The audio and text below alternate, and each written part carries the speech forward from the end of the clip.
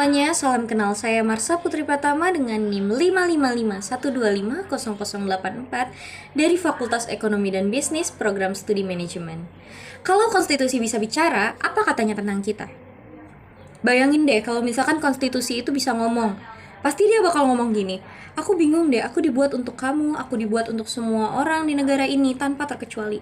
Tapi kenapa masih ada rakyat kecil yang untuk mendapatkan haknya sendiri aja itu harus memperjuangkan sendirian loh. Padahal dalam konstitusi sendiri itu udah dicantumkan bahwa semua orang di negara ini mendapatkan hak hidup layak dan hak perlindungan hukum. Bahkan selain itu, sering banyak berita berseliweran tentang korupsi, baik itu korupsi di organisasi atau di pejabat-pejabat yang triliunan itu. Padahal seharusnya uangnya itu harus disalurkan ke rakyat, baik untuk dana pendidikan, kesehatan maupun lainnya. Tapi malah masuk ke kantong pribadi oknum-oknum yang gak bertanggung jawab. Itu kan bentuk pelanggaran hukum ya. Dan harusnya keberadaan konstitusi itu disadari oleh semua orang di negara ini. Tapi kenapa masih terus-terusan dilanggar?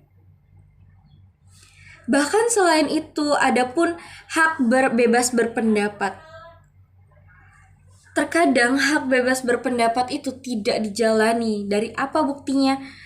Semisalnya ada orang kecil atau kita rakyat biasa gitu mengungkapkan fakta, itu kita bisa dicoblosin di penjara atau bahkan melalui bahkan diteror gitu. Ada buktinya dari beberapa kasus, salah satunya itu kasus Bimo di Lampung yang mengungkap bahwa jalanan Lampung itu rusak gitu.